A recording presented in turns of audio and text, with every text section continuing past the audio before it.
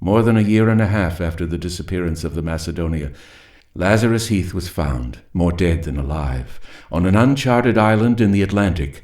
Some aboard the rescue ship wondered about the strange blue marks on Heath's throat.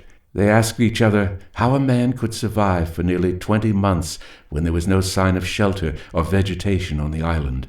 They questioned him about the baby girl who was rescued along with him. Heath said her name was Cassandra. Part 4. I, Lazarus John Heath, being of sound and sane body and mind, and under the influence of no thing or man, natural or otherwise, do this day set my hand in protestation of the truth of what I have written above. My story is not a dream. It happened, and I pray to the Almighty it may never happen again. At first glance, it will have for the reader all the earmarks of drunken fantasy, but upon closer consideration of the facts, upon a study of the lore of the sea, I feel certain that another decision will be reached. In the ancient books, men have written of a race of sirens, monstrous beauties of the seas, who lured men to death and worse with their strange, irresistible chanting. This race, say the recorders, was banished from the earth for its evil practice of black magic. The sirens were turned into the rocky, treacherous shoals of the ocean, turned into stone. The whispered legends of the abyss have another tale to tell. Yes, they murmur, their race was cast out as men recorded, but only condemned to the deep they once controlled, so that, sullen and alone, they begat the people of the abyss, a race of creatures that lurks on the edge of time, safe in the maw of the green ocean, until the moment comes when they shall again proclaim themselves and retake the world from which they were banished countless ages ago.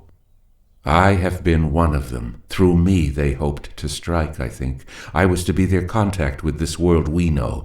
I have heard their unsatisfied whimperings. They chafe at the bit for release. And I say beware. They have claimed me. True, I escaped, but even yet, I am one of them. In the end they shall reclaim me, but not alive if I can help it. All these haunted years since my escape from the abyss, I have heard their songs, their endless pagan chanting. So far I have resisted, but I grow ever weaker. Some day they will win. But it is not this that terrifies me. I know I must die as a traitor to their cause.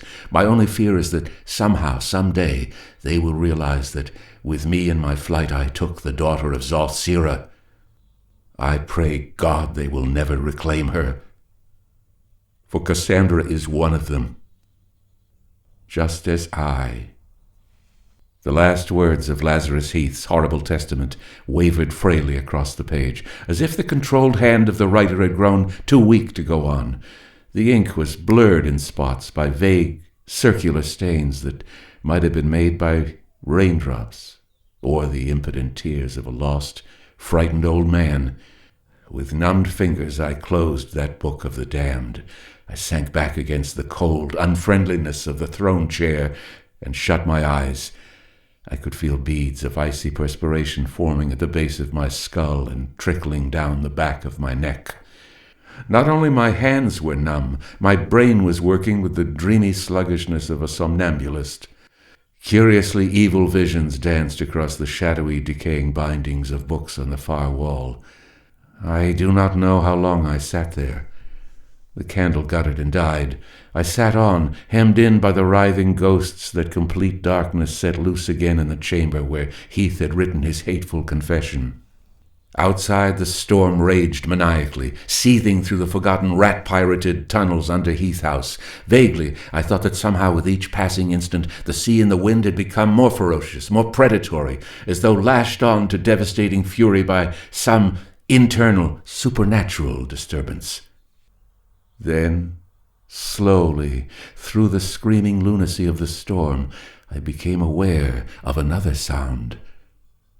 It was a high, soft threnody that was of the wind and lightning, yet a song in itself, a chorus of myriad voices that echoed from beyond life and death, that whispered hauntingly, evilly, of the secrets of the unknown.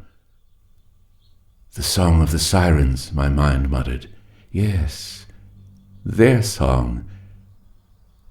But for whom? They had Lazarus Heath now. They must be calling another. Even before I heard Cassandra's voice, I was out of the chair, stumbling toward the door. Then the first anguished wail of her ghastly litany froze my senses. For an incalculable moment, I could only stand and listen. That unbearable throbbing was not my heart. It was Cassandra's frail hands pounding madly on her chamber door for release. And always steadily her cry rose, shrilling through the shadow-crawling halls of Heath House, an obscene, awesome chant at once wheedling, beguiling, and commanding. Slowly, painfully, I made out the words. I have heard you call, O Yoth Kayla, my betrothed. I have seen the spirits of the abyss grown wild as presage of your coming. Their rejoicing has set loose the sea that is their empire. It echoes in the thunder and black wind and lightning. Come then, my husband and father of my child. Claim your bride. Come to me through the cove of Yoth-Zera, my father. I wait. Come. Come.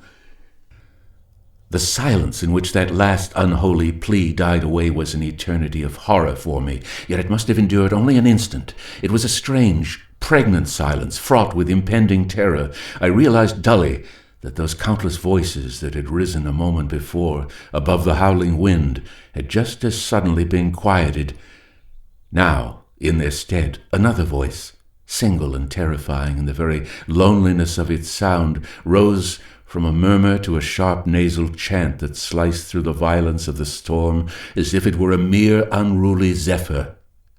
Someone, something very near yet outside, was calling Cassandra's name. The cove, my mind repeated mechanically.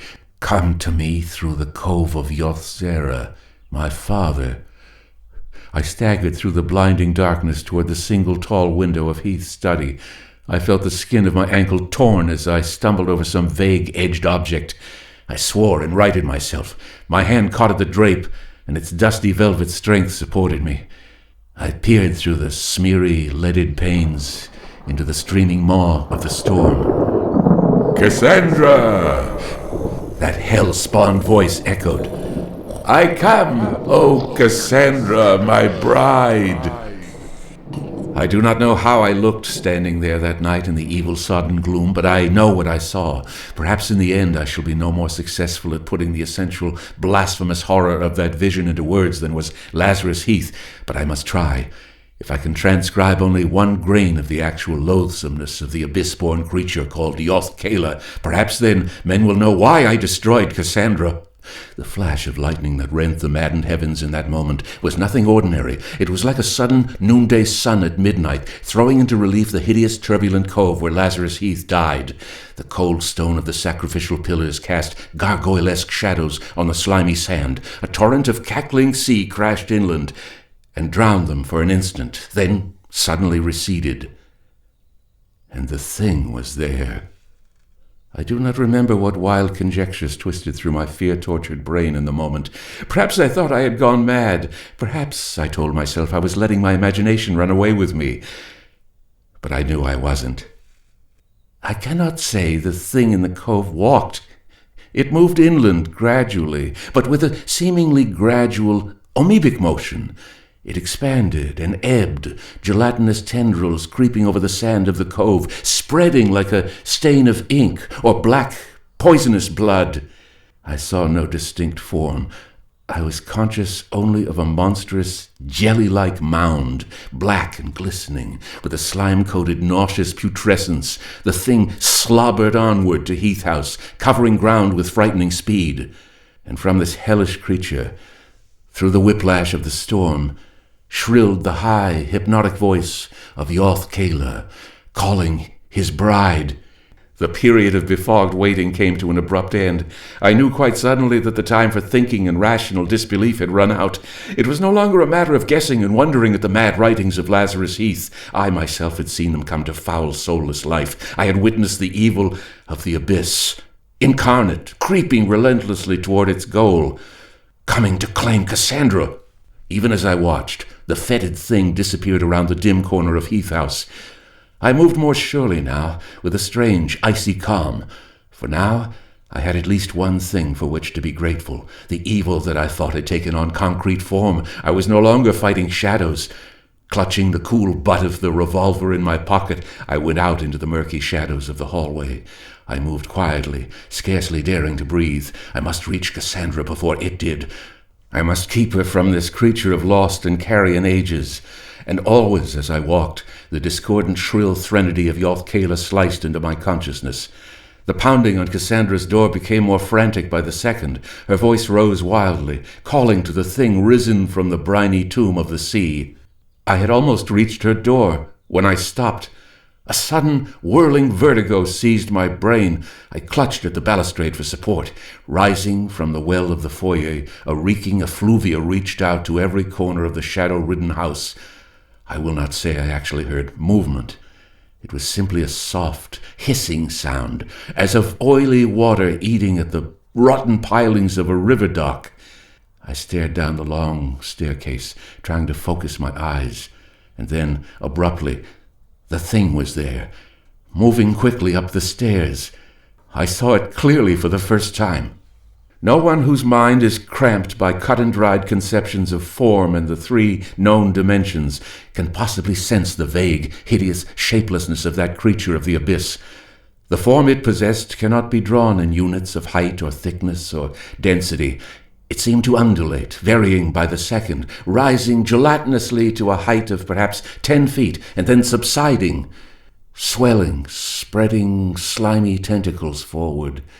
The whole of the rubbery outer skin was coated with a foul ichor, a tarry stickiness that seemed secreted from monstrous leathery pores. I think it was this bluish slime that set loose the rancid stench that grew more overpowering with each moment, with each slivering inch of its progress up the staircase. At the approximate center of this putrid blue-black mass, a raw, slobbering hole, which seemed to be a rudimentary mouth, sucked in and out with obscene rhythm. It was from this opening in the reticulated reptilian hide that the cloying, mucus-choked chant of Yoth-Kayla emanated. Actually, there was no face, but nearly a foot above the wound-like mouth there was a single serpentine tentacle that writhed from side to side, sensing rather than seeing, looking like some flesh-made periscope shot up from hell. At the end of the tentacle I made out what might have been an eye, the squamous, dusty, expressionless orb of a snake. And now, as the thing crawled upward, the eye tentacle suddenly grew rigid, turning toward me. For a second, the huge gelatinous form hesitated, then moved forward again, this time directly for me. Mechanically, sick with the putrid vileness of the odor the thing cast off, I staggered backward, away from the oncoming horror.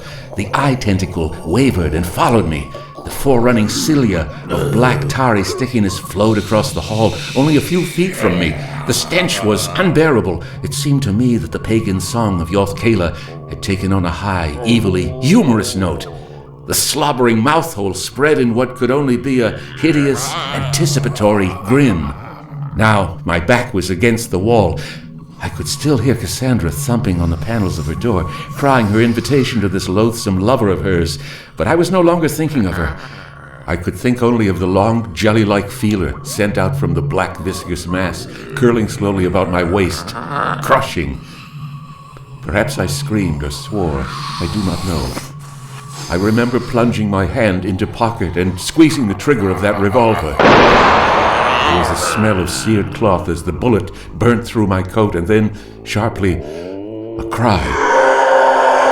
Almost human, of furious pain.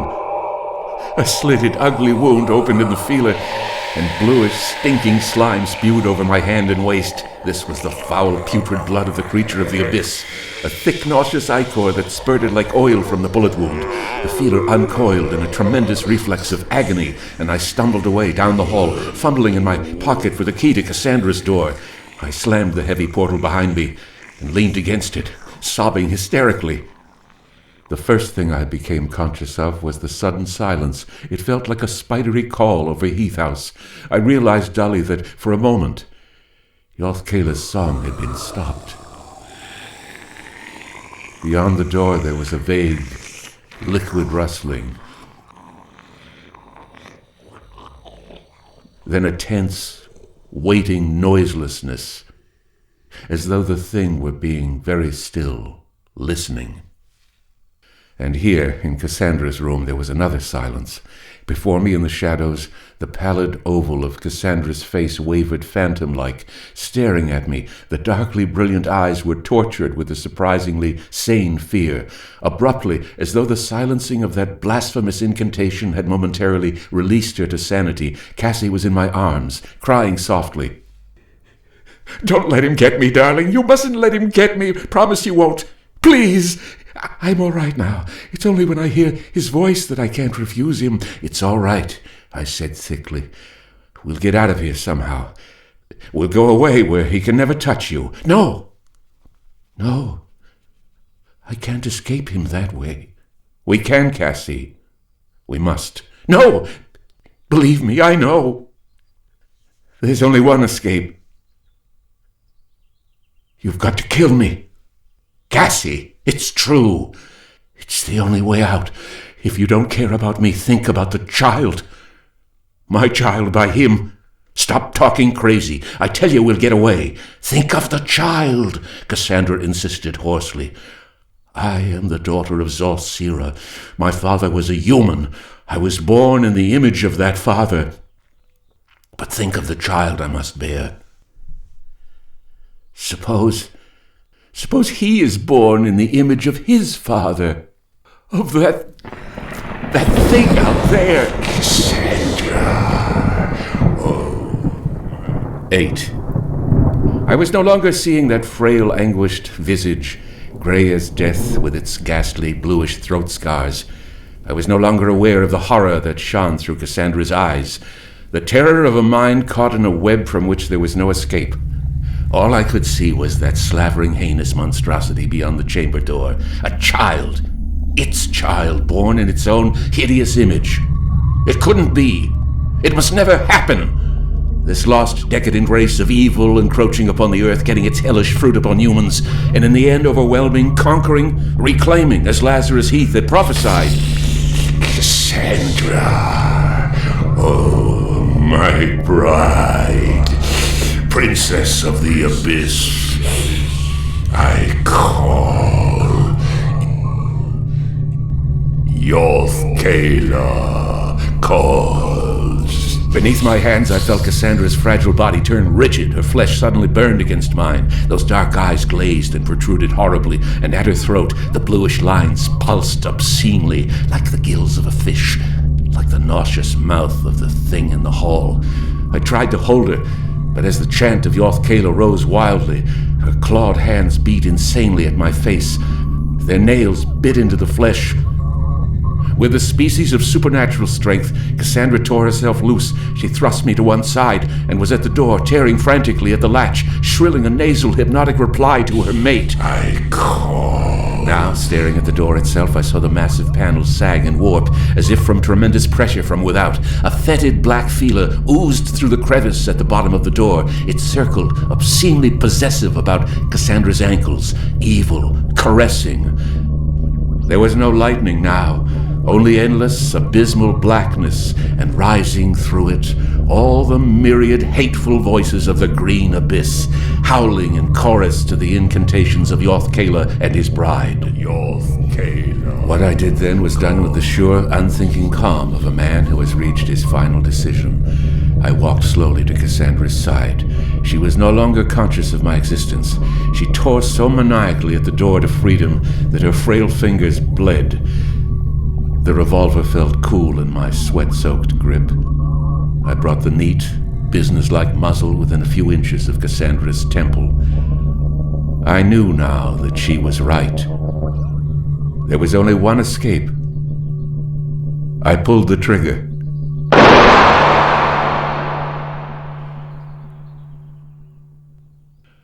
I waited for death. You must understand that. I fully expected to die. I had no idea of running. I saw Cassandra slump forward against the door. As she slid to the floor, her fingers clutched convulsively at the dark wood. The nails dug 4 parallel streaks the length of the panels. She lay very still. In that instant, as the crashing echo of the shot withered to silence through the catacombs of Heath House, a great terrified wail soared insanely above the onslaught of the storm, a scream of pain and unanswerable anger. The huge door bent beneath superhuman pressure. Then, slowly, as I waited for loathsome, foul-smelling death in the grip of Yoth Kayla, a death I did not intend to fight, the weird chanting from without died away. There was silence. A strange, utterly peaceful silence, such as Heath House had not known for countless years. I saw the black, stinking tentacle withdrawn from the room. Outside, in the hallway, a sickly hissing sound echoed mournfully. It moved down the staircase that creaked beneath its retreating weight. I walked unsteadily to the casement window and gazed out through a strangely abated storm. A sudden, peaceful moon had crept from behind dull clouds, and across the cold, moonlit strand, into the cove, once again to be swallowed by the sightless depths of the green abyss, slithered the hideous, hell-spawn thing no other living man has ever seen. Yoth Kayla was gone. I know now why it happened that way. I've thought about it a great deal in these last lonely hours, and I believe I have found the answer. I had waited for the vengeance of Yoth Kayla. I had expected to die as the destroyer of his bride, but Yoth Kayla could not reach me. As Lazarus Heath had been before her, Cassandra was an instrument. She was the key in the grip of the people of the Abyss, their only contact with this world that had cast them out ages since, the only one through whom they could regain a foothold in that world, on whom they could beget the race that would one day reclaim all that they had lost. When I killed Cassandra, I cut off that contact. Yoth Kayla and his hideous breed were once more consigned to the bonded anonymity of the Abyss. This time, at least, the world had escaped their vengeance. I walked back to where Cassandra lay, calm and at peace. I sat down beside her and smoothed her soft, warm hair gently. I think I cried. The storm whispered a lost protest and died. I sat there with Cassandra until late the next evening, when Dr. Ambler came to call and found us. Only another half hour until dawn. The cell block has been very quiet most of the night. Outside in the grayish half-light, there is a sound of distant business that seems ghostly coming in through the bars on the cold early morning air. There is a creaking of wood, and then a sudden thud. This is repeated several times. They're testing the spring trap of my gallows. They say that prayers help.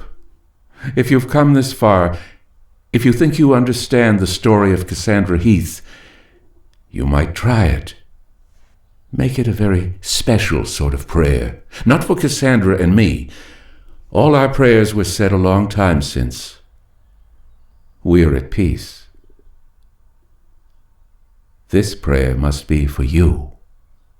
For you and all the others who must be left behind, who cannot walk with me up that final flight of wooden stairs to peace and escape, who must go on living in the shadow of a monstrous evil of which they are not even aware, and so can never destroy. You may need those prayers. Somewhere, beyond the edge of the last lone lip of land, beyond the rim of reality, sunken beneath the slime and weed of innumerable centuries, the creatures of the Abyss live on. Zoth Sira still reigns, and the siren songs are still sung. Entombed in their foul, watery empire, they writhe, restless, waiting. This time they've lost their foothold. This time their link with the world of normalcy has been broken, their contact destroyed. This time they have failed. But they will try again, and again, and again, and again.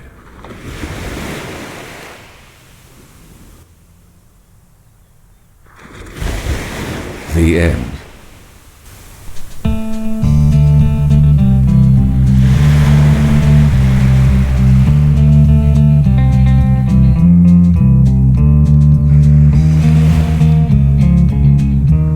Spawn of the Green Abyss. Written by C. Hall Thompson. Edward E. French speaking.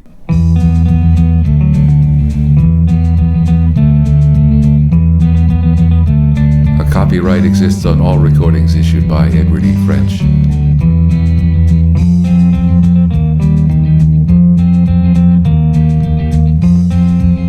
Inquiries should be addressed to email edwardfrench06@hotmail.com. That's edwardfrench06@hotmail.com. Good night.